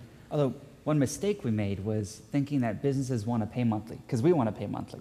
And we actually found, although we also have the outs, easy outs on all our contracts, that some businesses, especially enterprises, like paying once a year. Yeah. Because Yeah, they less like put paperwork. it into their budget or the paperwork or however it works. And so that was a mistake we made early on around pricing. And pricing, I think, is a really fascinating topic. I'd love to hear your thoughts on that. Can I ask a question? Yeah, let's ask him. Joel. Like, how do you choose the prices on your products and software? Oh boy, I just did like a whole afternoon of pricing sessions here with these various people. Can I go to your next conference? Sure. Yeah. You're welcome. We'll send you a free ticket. And there's a million issues of pricing. I'm trying to think about what the most common things that came up. I just did three. All these people that you see here were just divided up into 3 groups. And what I was doing with them all afternoon is, what are your pricing problems? How do we solve them? And there's all kinds of pricing problems. And there's a long article on my website called Camels and Rubber Duckies. But I'll give you the 2 most common things. One is, I probably could have improved half of your startups if I was just a robot that said, raise your price by $200. And that's all. Done. Next. Next question. Because really one of the most common things that entrepreneurs will have is not really understanding how much they can charge and how much their stuff is worth. And it's partially just accidental modesty. Partially it's if you're in business to business, not understanding what businesses will spend as opposed to consumers, because you've only ever been a consumer. If you haven't been on the purchasing side of a business, you don't know where things work. Probably the most common thing that people didn't know about pricing is that there are bands of prices in every market and for every type of consumer. So for example, business to business, selling to an enterprise, there's usually a band that ends at $999, below which you can just put it on the company credit card. You don't need to be in a budget. You don't need permission from anybody. $1,000 and up, you need to be in a budget. Any more than that, you need your own budget. Above, let's say, $100,000. But within those bands, whatever they may be, all prices are equal. So if you're selling to a corporation and your price is $249, it might as well be $999 because it's the same thing. They have permission to put it on the credit card. So that's the first thing. The same thing with consumers, but the bands are a little bit different. So there's an under $10 band, which is like, if you charge me $4, if you charge me $8, what's the difference? I'll just give you the, in certain categories. There's the band of like, what will people put on a credit card with consumers? It's usually about $75. There's the band of what will people pay cash for out of their own pocket. With consumers, it's usually about $40. And where do you get these numbers? Well, yeah, you can do research, and it depends. It always depends, and you kind of have to do research. But one of the interesting things to see there is that prices, the demand curve that you're taught in economics is not actually linear. It's actually got these little clumpy, sticky points. You have to learn what they are. I think the other thing, I could go on for days and days and days and days and days about pricing. Let's take another question from the audience. Make sure everybody gets their questions in. Thank you. Hey, Sean Anderson with a company called Admin Arsenal, and we sell to smart people. Our software helps. It's a tough thing to do, to sell to smart people. Our software helps IT directors deploy software to all of their computers. So we're competing with some big guys, but we're kind of focused on the small to medium business. And this question is for Matt. We are thinking about opening our product or opening up an API. My question is, just as Jason said, when your product sucks, it's your fault. My concern is when you had your API and you opened it up to other developers, when they are having problems, how much of your support was because of their API versus support because WordPress was sucking? Good question. Yeah, how much do you suck, Matt? 100% of everyone's problems. So it's actually true. It's both the best. It's the biggest opportunity, having anyone be able to build anything on your platform. It also creates a ton of complications because it's hard enough to test your own features. To test 6,000 factorial combinations of plugins is impossible. We could never do it. The sun would burn out by the time we finished. And so often, not just what an add-on does, but how different add-ons interact with each other, how they impact performance of the site, because maybe they've never run it on something larger than 10,000 posts or on a really popular blog, and all those things are difficult. What we do, how we solve that problem is because we're open source, we kind of all pitch in with each other. If we get a VIP who wants to run a plugin and we look at it and we say this is not going to scale, we contribute a fix to it to the author, and then they just incorporate that in the next version of their plugin. Or if we find a security vulnerability, we'll send that to them. And everyone in the community does that because, again, we're all kind of building, it's kind of like an Amish barn raising. We're all kind of building this thing together. If you're not open source, I think it's much harder to create those dynamics because you have sort of the proprietary advantage of keeping things secret or closed or not working with other people. So I don't know the answer in a proprietary world. And that's why I believe APIs are good. I don't think that it's a panacea. And open source is also not a panacea for things. There are more companies that have open sourced they're more failed open source projects than anything. You know, if you look at SourceForge, like probably 99% of the projects on there have like one download. And it's because cultivating a community is really hard. And so if you're going to open that up, I think you really need to think about that. And perhaps even, you know, there's a company called Mashery, which sort of does outsourced APIs or developer relations or something like that. At first I was like, that's a company? What? Everything's a company. Everyone do that? Shouldn't everyone do that? And then I thought, well, just like community management is difficult. You know, if you're going to have a forum or comments or, you know, a system like you have, you need editors, you need community managers, this needs to be tended and gardened. And your APIs need to be tended and gardened well. Unless you have something that everyone's breaking down the doors to get, you're going to have a low friction process. Great documentation, example scripts, a forum where they can talk to each other and talk to you directly, access to developers, all of that. Someone who does this really well that I played around with recently was something called Twilio. It's kind of like a TWILIO, and I'm not an investor or anything. They're like kind of like a voice API. And I was really impressed on their site how easy it was. Like basically in like an hour, I was able to get like a Hello World application working, where you could call a number, say something, and it's recorded and uploaded to a blog. That's kind of neat. And I think that Dave Weiner talks about the hello world, like the time to hello world. I think the shorter you can make that, the better, whatever that is for your implementation. This guy's had his hands up since 3 o'clock. Thanks. Hey there, Matt Krieger. Joel, I actually have a question for you. So Stack Overflow attempts to solve a big problem, and I think we know what that problem is. Now, if you didn't have the audience that you do, if you were Noel Dolsky, would you, but you were a program, would you view the problem as solvable? And if so, how would you attempt to solve it, and would you still do it? All right. So this is, I don't know, we haven't talked about Stack Overflow on Twist yet. No. It came on my package. No. All right. The audience was huge. The audience. Huge. Yeah.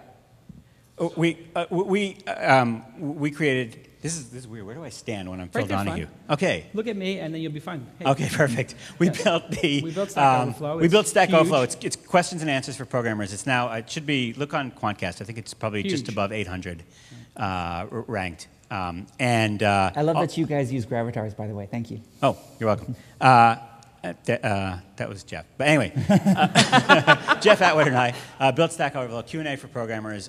In about 15 months that it's been up, it's now 800 and something probably on Quantcast, largest website in the world. We knew that there were a bunch of critical success factors that would make it work. And as you mentioned, one of them was definitely critical mass on day one. Which is that people had to come to the site on the very first day when we were blogging about it and try it and see it and have it work, which meant that there had to be somebody there to answer their question, no matter how niche the topic was. And so that's one of the reasons Jeff Atwood was a great partner to do this, because I probably had the #1 programming blog that was written by an individual as opposed to a group blog, and he probably had the #2 by whatever various metrics are out there. And we thought we could bring in enough of an audience on a single day that on that very day, everybody went to the site, would have a good experience, and come back the next day. And that was really kind of the spark that we thought it would take. Now, needless to say, and you could probably also figure this out from Quantcast, the traffic that's on Stack Overflow right now is dramatically more, massively more than either of our sites put together. I mean, once that got created, it snowballed like crazy.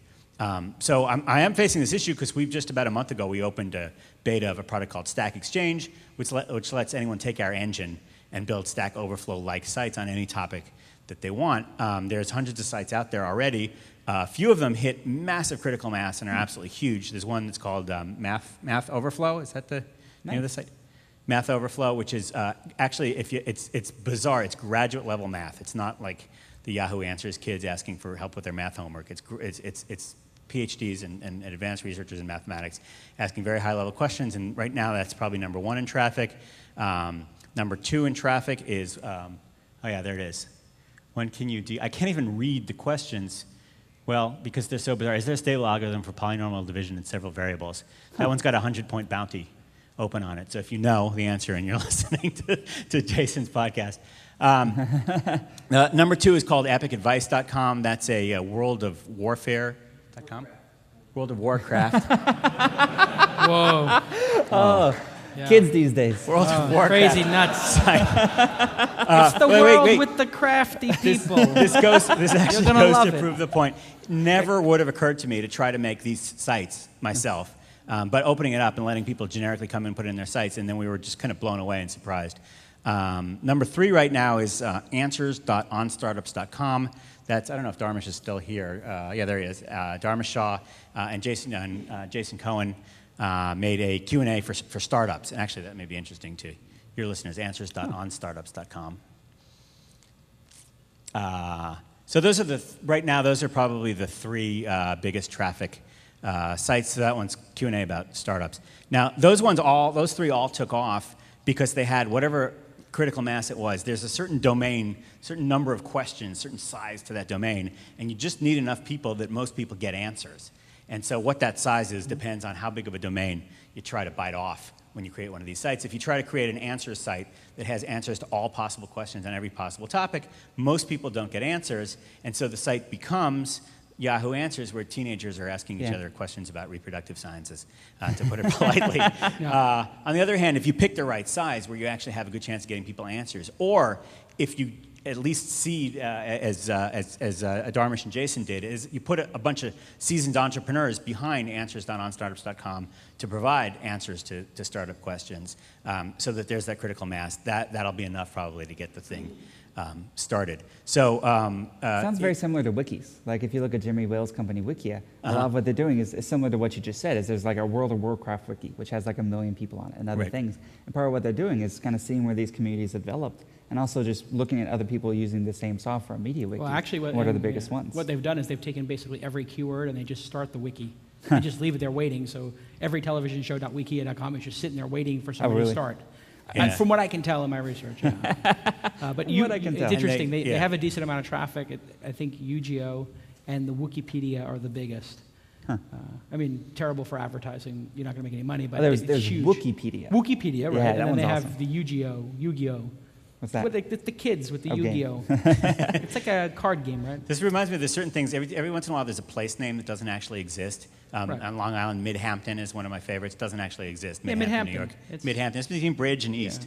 Midhampton. But you search for Midhampton on Google, and what you'll see is a list of all websites that have taken the place names database and made a web page for everything in the place names database. So there's a car rental in Midhampton, the airport, getting to the airport from Midhampton, all kinds of just nonsense websites. that are there. Consider so that that's what I pretty think. That's what it sounds like. Wikipedia is great. Wikia has a long tail of that kind of stuff. Jimmy Wells is a spammer. To the question, just super briefly. It isn't so. Open source projects face the same problem with bootstrapping. Like you need to get to a critical mass before you ever have enough contributors and everything for it to sort of run itself. And in the beginning, that was me and the co-founder, Mike Little, doing every single little thing, like not sleeping, not having a social life, not having a girlfriend, anything, and just answering every single question on the forums, writing all the patches, writing all the documentation, making the website. And just because for that sort of thing, no one who comes to it is going to work harder than you in the beginning. You sort of set the bar there. Everyone, same thing as being a founder of a company. Sure. You set the bar, and everyone's going to come in under that. If you're leaving so at you 6 need to- o'clock, people are leaving at 6:05. If you leave at 10 o'clock, they're leaving at 10:05. It's just like that. It's a lot like founding a company, actually. I never thought of it that way. It is. I mean, you set a tone. The founder sets a tone. Any other questions from the audience? We have one final question. Here we Better go. be good. It's Is this gonna the be best It's going to question? be awesome. I can sense it now. My name's Kevin Taylor, and my company is EventWax. We provide beautiful online event registrations. And free, yes. And half of our traffic, half of the tickets we sell come from outside the United States. I'm curious how the international dimension is going to play into social media and blogging, and are we going to see the English language being less of a barrier to international conversations? So that has been huge, huge, huge for WordPress. Even, our huge number, 2/3 of our uniques are outside the US, and it is about that same in terms of growth. Every time that we open up, and again, we open up localization the same way we open up everything else, so we allow people to translate it themselves. And it generally coincides with the point when the service takes off. So we just opened up localization on Intense Debate. It's starting to take off now. And I think part of that's just that there's more internet growth in these other places. I mean, the US market for internet users around 220 million is relatively saturated. and you get benefits from old people not using the internet anymore when they Die. I was trying not to say that, but Yeah, no. Death is a big part of WordPress's growth. I agree. and younger folks You who can are really always count on 2% growth from death every year. and younger people who are really comfortable with social media and publishing online and everything, Spend twice as much time as dead people. as Jason so eloquently put it. Yes. And the same thing, you have places where they're just starting to get broadband, or like in Indonesia where like everybody has a BlackBerry. So if you do a BlackBerry app there, it just explodes. And it's kind of weird. You see even services like Friendster, which to this day are like one of the top 5 sites in the Philippines. Yeah. Just for whatever reason, they had huge success there. There were social Yeah. issues, everything like that. In fact, when I was in the Philippines, it was fascinating to me because remember, it was around the time when Twitter was having a lot of downtime. And rather than just sort of waiting it out like we all did, they actually all switched to another service called Plurk, which I haven't really seen that much outside of my friends in the Philippines. But they all like unmasked, the entire community there switched to Plurk. And so they use Plurk like everyone else in the world uses Twitter. And that's the big thing there. But if you're not in that community, the Philippines is easy because they all speak English. But if you're for Indonesia and some of these other places, you need to have a localization there, especially for Asian countries like Japan, Korea, China. If they see any English on the site, they get scared. They don't like it. Well, it's okay if they're English words that just don't mean anything or are completely unrelated. That works. But it can't look like an American site that's been localized. No. Even They don't like that at all. I know Google Korea has icons all over it. Just because And their search results look different. They actually do comprehensive search there because that's how Naver does their search. So google.kr, which I'm pulling up right now. Well, and that's the difference between internationalization and localization. First, you just translate what you have. When you localize, you need to make it local to the culture. And that might mean a different design. Can we put that on the screen? Content. Which one? Oh, do you have Google Korea? Yeah, I have it right here. So if you look at Google Korea, you'll notice content at the top, images, What's going then on there? search results, then another section here, which is actually questions, I believe. Oh no, that may be news stories, and then this is Q&A from question and answer sites, again, the Mahalo model. And then here, this is, I think, books. So they split it up into groups. Actually, this is a definition. So this is what Google would have this design in the United States, but if they did, they would lose about half their revenue. Click on the Google homepage too. That always surprises people that it's actually. Yeah, there's Q&A. Yeah, there's like little pictures and icons there and stuff, which is something that's actually ungoogly. Right. Well, the Naver is their big competitor. Naver is the Google of Korea with 75% market share, and their site is very dense with tons and tons of things. And if you do a search for Madonna, you will get section after section, content at the top, some music, images. These, I'm not sure what those are. These are blogs. This section is links. This one here is knowledge in, which means Q&A. This is cafe. Cafe is like groups. And then way down here is your actual Google search results. So many other types of comprehensive search here, which is very similar. Yeah, that's what we're doing with Mahalo. Take my screen off for 1 second. Okay.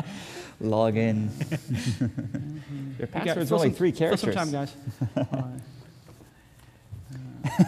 Wow. Fill some time. That's some pressure. So, Bananas, you guys are completely virtual. I have a question for Matt here. Yeah. Sure. You have no office? So we do now have a lounge. Pier 38 in San Francisco, we have a space we got there about a year ago now. But there's actually no computers, and for a while we didn't have internet access. We just mooched off the neighbors, things like that. The idea, an internet company with no internet access at their office. The idea is that even though I live a block away from this, I work from home most days. Yep. And actually kind of going to, I don't remember what the essay was called, something about rubber duckies and fire. I think that everyone, I think you might be merging a couple of essays there, but that's okay. They all blend in my mind. The idea for Microsoft. Yeah. That engineers have offices with doors. And I know this is something we sort of Well, we had, touched this on. is actually when I got in touch with him was because he slammed me in some presentation. It was like, oh, Spolsky's slamming Calcanis. This is great. The two titans, whatever, Manhattan. And I was like, who the fuck is this guy? And then he was like, oh, this picture, like this open office, this is exactly what developers don't want. and they need to have closed offices because they Yep. concentrate. Then Right, my of course. developers are like, we love our jobs. What the fuck is this guy talking about? Like, we have a chef at Mahalo who feeds us, and we all sit outside and we all talk to each other, and we love the camaraderie. So Yeah. different strokes for different folks, I think. Well, they're not working. Put them in an office with the door closest. oh no, they're working. Trust me. I sit next to them. They're working. So that's what I feel like. Is I feel Yeah. like offices create an artificial environment that reward presence over productivity or So you're saying output. a central office, not you don't mean private offices that you go. A central sit in. office. A central office. And a of the private company. office Yeah. is personally, this is just something, and perhaps this is your bias as well. I find that when I'm actually coding things, when I'm actually programming, there's large cost of context switch, interruptions, distractions, everything. Now, if you take that to its logical conclusion, how nice can your offices be Right. and when you have a central office? I mean, we have a cool space. It's 4,000, 5,000 square feet or whatever. But, you know, my office at home has an amazing speaker system. I can listen to whatever music I want. It's, you know, I built it out myself. It's actually a bedroom, you know? To build that for 40 people, you would need like a whole building with like 10 people on each floor or something. Like, it would be like an apartment complex, not like a thing. So by allowing people to work from home, you kind of take that to a logical conclusion where people can design their own workspaces, which is different for different folks. Some people at Automatic like to go into coffee shops, and they work sort of with everyone else around them and things like They that, or prefer co-working it to be spaces. social, co-working spaces. I think it's certain developers really thrive in that sort of environment. Yeah. I think they do. Yeah. Some people cut Yeah. everything off, and some people just where they live. Some people live in cities in like Vancouver, San Francisco, Montreal, and some folks live in like rural Alabama. And there is no other tech company in this little town that this guy lives in rural Alabama, but he's one of the best designers in the world. And, you know, for us to work with him, I think that what we do on the company is that in hiring, you would obviously, it's dumb to discriminate on the basis of something like gender. Because if you said, we're not going to hire any men, you just cut out 50% of the potential workforce. Right. And so by definition, also by selection illegal, bias, but, you know. also illegal. Splitting hairs. Yeah. But, But not economically but some sound things it's either. not Right. illegal Yeah, too. yeah. I mean, it's not illegal to say I'm not going to hire. I know this. You can say I'm not going to hire vegetarians because for a Right. while we made Not a joke a of protected saying class. that. Or Wait, heterosexuals. you cannot not hire. You mean I have to hire vegetarians now? No, you can, Oh, you I can get- have an anti-vegetarian Oh, policy. good, because we do. That's not a Absolutely. Well, we have In-N-Out burgers. You know, it's LA. So. And so I think it's just as illogical to discriminate on the basis of geography. Because wherever you Fair are, enough, yeah. 99.9% of the world and 99.999% of the smart people who you want are don't someplace want to else. live there. Well, we don't. I mean, we have a different issue, which is one is we've learned over the years that we don't personally, Michael and I, have the skills to manage developers that are remote, just because that's a different set of skills that we're. Those of us that don't know the difference between World of Warfare and World of Warcraft. I don't have So the you IR, lose a IRC certain yet. sense of camaraderie, I find. That's This is my what it really preference, is to have yeah. the camaraderie of an office. Yeah. So I agree with what you're saying from working from home, and this is another thing where I have two companies, Weblogs Inc., distributed company, no office. Right. Exactly what you're saying, and I was saying the same thing as you. Then I had a whole bunch of resources handed to me when we started Mahalo, so I was like, yeah, fuck it, let's get a 10,000 square foot office. What else am I going to spend this money on? But let's get a chef, you know? Let's do it. I love your honesty.